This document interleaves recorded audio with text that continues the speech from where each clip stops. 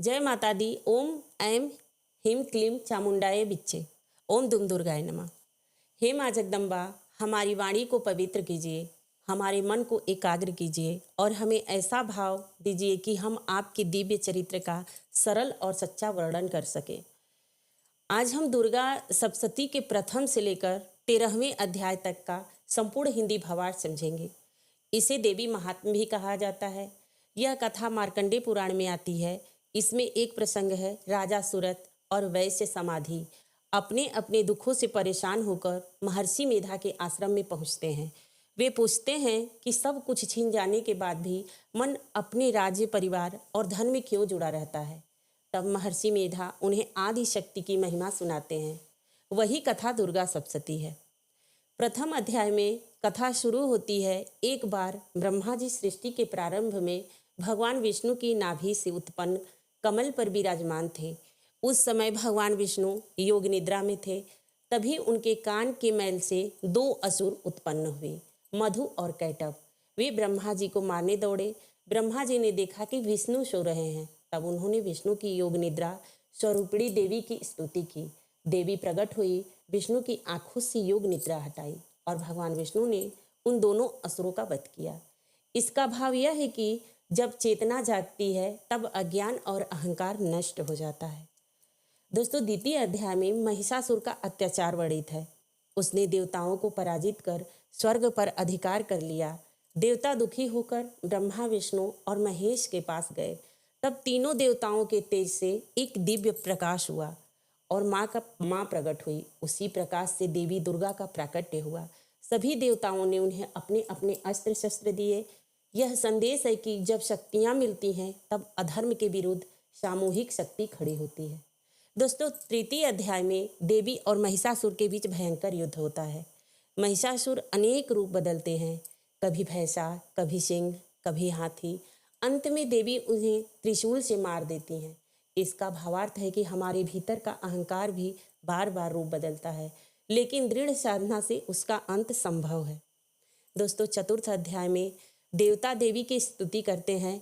वे कहते हैं, हे माँ, आप ही बुद्धि हैं, आप ही शक्ति हैं, आप ही लक्ष्मी हैं। आप प्रसन्न हो तो सब कुछ मिलता है, आप रुष्ट हो तो सब नष्ट हो जाता है।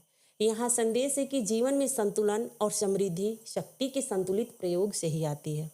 दोस्तों, 5वें अध्याय में शुंभ और निशुंभ नामक असुरों का वर्णन आता है। वे सुनते हैं कि एक अद्भुत सुंदरी देवी प्रकट हुई हैं। वे उसे अपने पास लाने के लिए दूत भेजते हैं। देवी कहती हैं कि जिसने मुझे युद्ध में जीत लिया वही मेरा पति होगा। यहाँ यह संकेत है कि शक्ति किसी के दबाव में नहीं आती, उसे पाने के लिए पात्रता चाहिए। दोस्तों, छठे अध्याय में धूम्रलोचन नामक असुर देवी से युद्ध करने आता है। देवी के केवल एक हुंकार से ही वह भस्म हो जाता है। इसका अर्थ है कि सच्ची शक्ति को बड़े अस्त्रों की आवश्यकता नहीं पड़ती, उसका संकल्प ही पर्याप्त है। 7वें अध्याय में चंड और मुंड युद्ध करने आते हैं। तब देवी के क्रोध से काली का प्राकट्य होता है। काली उन दोनों का वध करती हैं, इसलिए देवी को चामुंडा कहा जाता है। इसका संदेश है कि जब भीतर की उग्र शक्ति जागती है तब सबसे बड़े भय भी समाप्त हो जाते हैं।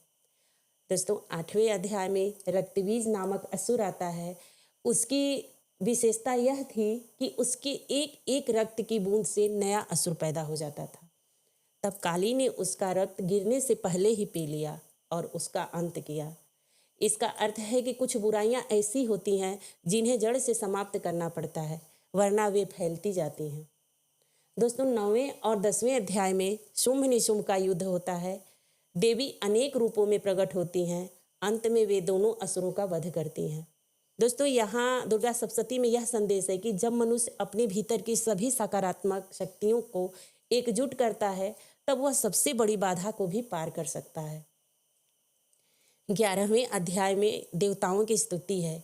वे कहते हैं, हे माँ, आप ही जगत की जननी हैं, आप ही पालन करने वाली हैं, आप ही संहार करने वाली हैं।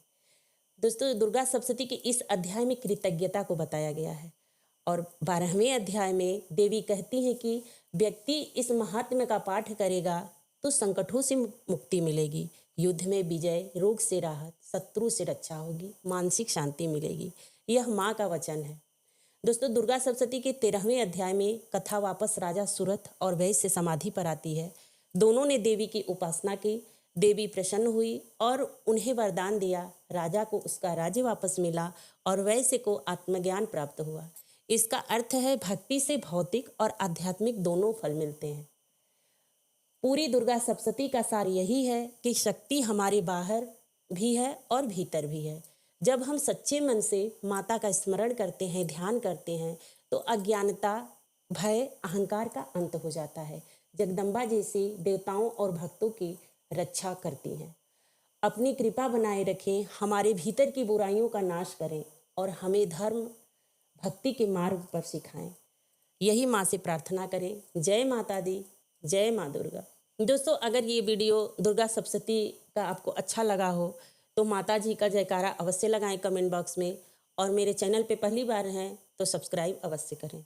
दोस्तों, हम अपने वीडियो पे बहुत सारे उपाय, बहुत सारे टोटके, ये सब तो नहीं बताते हैं, लेकिन मेरा यही संदेश रहता है कि हमारे ग्रंथ, हमारे जो पौराणिक कथाएं हैं और जो भी धार्मिक ग्रंथ हैं, उनके बारे में सही जानकारी मिले और लोगों को भयभीत न किया जाए। जो लोग संस्कृत नहीं जान पाते हैं, उन्हें हिंदी, संस्कृत जो भी स्तुति है, श्लोक है, उसको हिंदी में उसका भाव प्रकट करने की कोशिश करती हूँ, उसका भावार्थ बताने की कोशिश करती हूँ।